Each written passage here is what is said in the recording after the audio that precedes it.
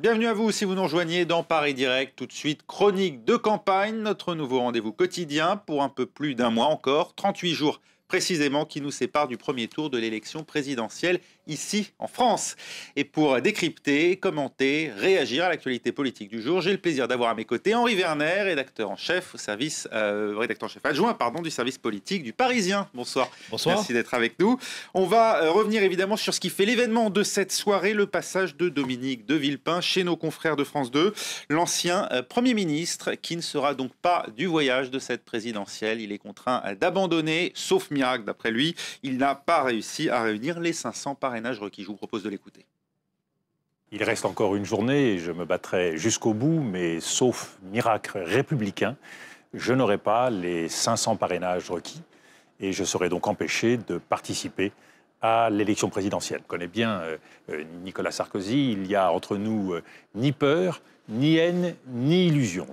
Et puis quand ça veut pas hein, pour Dominique de Villepin, dont les téléphones fixes du QG de campagne étaient aux abonnés absents cet après-midi. Alors de là à crier au complot, Henri Vernet, cette annonce de Dominique de Villepin, bon, c'est pas vraiment une surprise. En revanche, il ne se rallie pas. Hein. Pas du tout. Franchement, oui, non, mais s'il se rallie, de toute façon, il ne l'aurait pas fait ce soir. Moi, j'exclus pas qu'il finisse par se rallier, mais c'est logique qu'il ne le fasse pas ce soir. Vous disiez non, en effet, c'est pas une surprise. Est-ce qu'il a réellement fait campagne? Non, on peut pas le dire. Est-ce qu'il a réellement cherché les parrainages? Franchement, on peut en douter. C'est un travail de chien d'aller trouver les parrainages. On a assez dit les difficultés de certains petits candidats, et puis bien sûr de plus gros comme Marine Le Pen.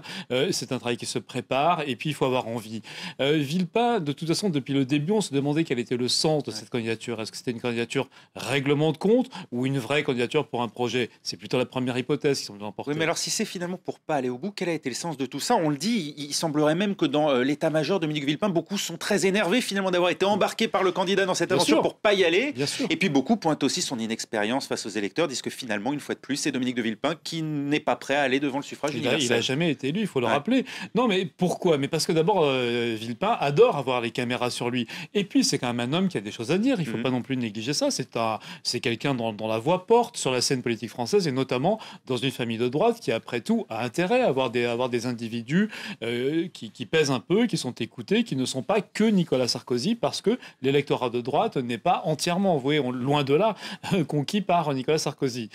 Donc, ça lui permettait de rester dans le jeu politique. Villepin, bien sûr, il a entamé une carrière dans le privé, mais enfin, on sent quand même que la chose publique le démange. Donc, cet homme aspire à jouer un rôle de premier plan pour la France. Simplement, c'est vrai qu'il est plutôt dans la catégorie des grands serviteurs de l'État, donc des nommés, plutôt que dans ceux qui vont à la conquête de l'électorat. En un mot, votre pronostic, il va appeler à voter pour qui? Est-ce que ses électeurs vont le suivre?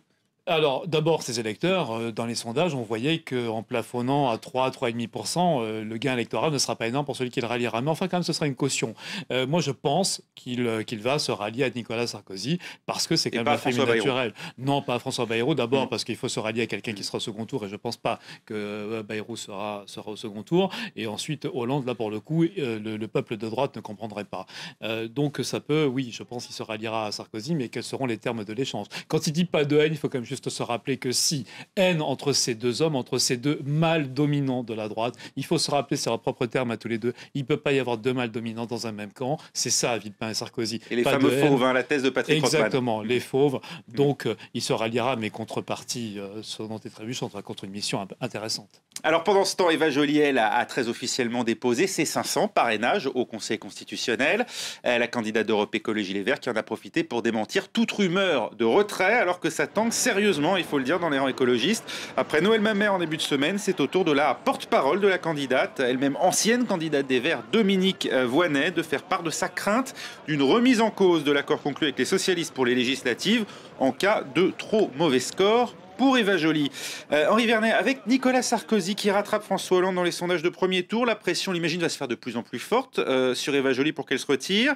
À 1% dans les sondages, c'est à la fois trop peu pour peser, pour exister, mais déjà trop pour beaucoup à gauche qui aimerait bien la voir déguerpir. Vous avez raison, le fait est qu'en 2002, quand on a vu le candidat de gauche, Alain Jospin, éliminé au premier tour, il y avait des petits candidats à gauche qui étaient à 1,5%, Taubira, la radicale. Donc 1%, c'est vrai que c'est pas si négligeable. En plus, on est quand même à quelques semaines du premier tour.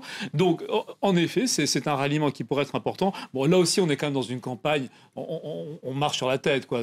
Exemple, hier, un meeting où il y avait Cohn-Bendit, la candidate Eva Joly, elle parle à quasiment 11h du soir. Ça, c'est jamais vu, c'est incroyable. Il y a une façon de mener cette campagne. Elle n'est servie ni par elle-même, ni par son camp, ni par les Verts. C'est vrai en plus qu'à force, en effet, d'exprimer des doutes, que ce soit Danny Cohn-Bendit, que ce soit aujourd'hui, en effet, Dominique Voynet, c'est pas possible. Il y a trop de pression sur cette candidate.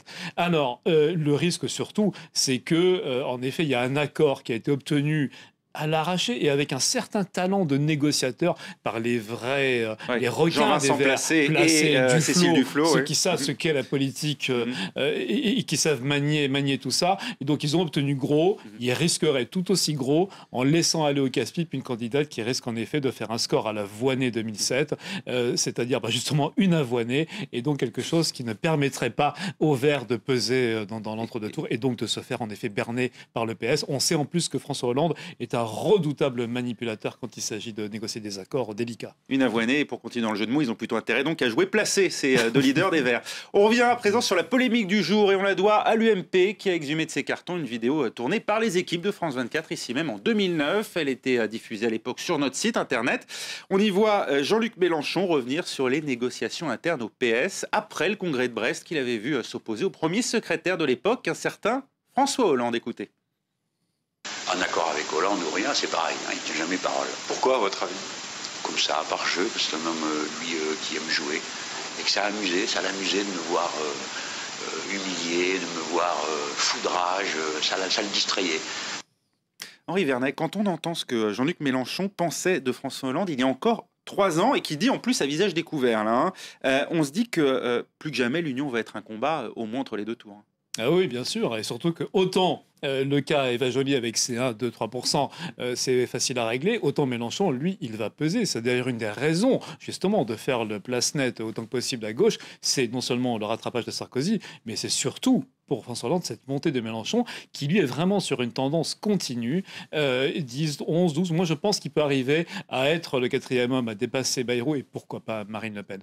Donc là, il y a en effet une vraie pression. Alors, ce qu'on vient de voir, finalement, ça illustre quoi? Deux choses. Déjà, bon, on ne découvre pas aujourd'hui que les après-congrès, les règlements d'après-congrès PS sont empreints de certaines... C'est un petit peu le poker menteur, hein, c'est un petit peu les négociations d'arrière-salle. On l'a bien vu à Reims encore en 2008.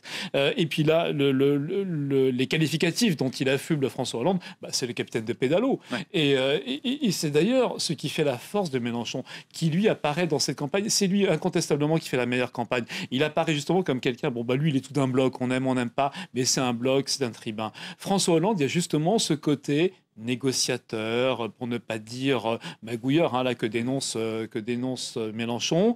Et ça, c'est peut-être ce qui lui met davantage la pression, parce que c'est vraiment là que François Hollande doit convaincre, comme quelqu'un qui est beaucoup plus solide, beaucoup plus décidé. Et face à un Mélenchon, il devra montrer cette force, surtout s'il veut un ralliement franc et massif du candidat Mélenchon. Ça va être compliqué en tout cas. On vient sur 2 derniers épisodes dans la fin de ces chroniques de campagne. D'abord, on va parler évidemment de Nicolas Sarkozy et de sa rencontre ratée avec les salariés d'ArcelorMittal. Ils étaient près de 200 venus manifester contre la mise à l'arrêt de la scierie de Florange devant le QG de campagne du président candidat. Lui était parti une demi-heure plus tôt pour la Marne. Il a en revanche convié les métallurgistes à le rencontrer lundi à l'Élysée. On a peut-être le temps d'écouter ce qu'a dit le président. Je verrai les salariés lundi. Il ne m'avait d'ailleurs pas dit qu'il venait aujourd'hui. Je l'ai appris par la presse. S'ils veulent un bon rendez-vous, je suis tout à fait prêt à le donner, mais c'est mieux de voir si je suis là. Mais je les verrai parce que l'avenir de la sidérurgie, c'est absolument capital. Alors les salariés d'ArcelorMittal ont décliné l'invitation et puis en marge de ce déplacement, il semble que Nicolas Sarkozy ait commis un nouvel écart de langage apparemment sur le ton de l'amusement cette fois-ci avec nos confrères d'ITélé. Enfin cette sortie de Gérard Depardieu, l'acteur récemment rallié Nicolas Sarkozy, on se souvient l'avoir vu au premier rang du meeting de Villepinte, qui doit aussi incarner Dominique Strauss-Kahn sur les écrans dans un film qui reviendra sur l'affaire dite du Sofitel. Gérard Depardieu qui a donné sa raison toute personnelle pour laquelle il a accepté de se fondre dans le costume de l'ex-patron du FMI. Écoutez. Oui, parce que je ne l'aime pas. Donc je vais le faire. Mais il n'est pas aimable. à ce que vous pensez. Arrogance? Je pense qu'il est un peu comme tous les Français, un peu arrogant, oui. Je n'aime pas trop les Français, d'ailleurs. Quand même assez surprenant. On se souvient de Gérard Depardieu qui appelait François Mitterrand à se présenter en 88, hein, les fameuses affiches Génération Mitterrand, Tonton laisse pas béton. Exactement. C'est vrai qu'il y a des revirements, mais après tout, c'est aussi la vie. Depuis, il a prospéré dans tous les sens du terme, on le voit là. Et peut-être, on dit souvent qu'on vire un peu à droite. C'est aussi le portefeuille qui vire à droite. Et puis, on sent qu'il y a quand même une vraie détestation, en effet, presque physique de la gauche aujourd'hui. Il parle de Strauss-Kahn, mais on sent qu'il pourrait dire la même chose d'autres leaders de gauche chez Depardieu. Merci beaucoup en tout cas Henri Vernet d'être venu nous voir pour ces chroniques de campagne. Merci à vous de l'avoir suivi, restez avec nous, on marque une courte pause, la météo, on se retrouve dans un très court instant pour la suite de Paris Direct.